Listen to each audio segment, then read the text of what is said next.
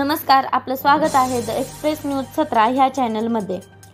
सरपवाडी येथे अज्ञात चोरट्यांचा धुमाकूळ, शाळेंचे लॉक तोडून 27,400 रुपये किमतींच्या वस्तूंची चोरी।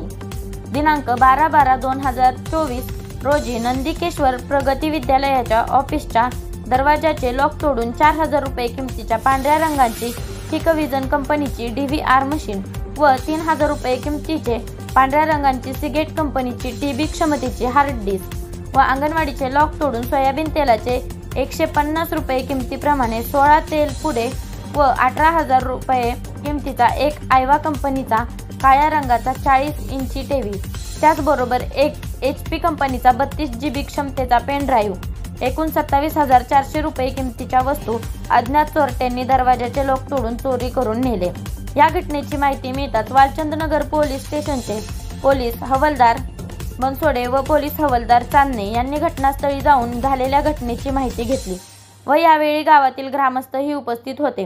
तरी याबाबत वालचंदनगर पोलीस स्टेशन येथे नंदिकेश्वर प्रगती विद्यालयाचे मुख्याध्यापक राजेंद्र माणिकराव कदम यांनी तक्रार दिली आहे। ही बातमी वृत्त संकलन केले आहे एक्सप्रेस न्यूज 17 चे मुख्य संपादक महेश कळसाईत यांनी।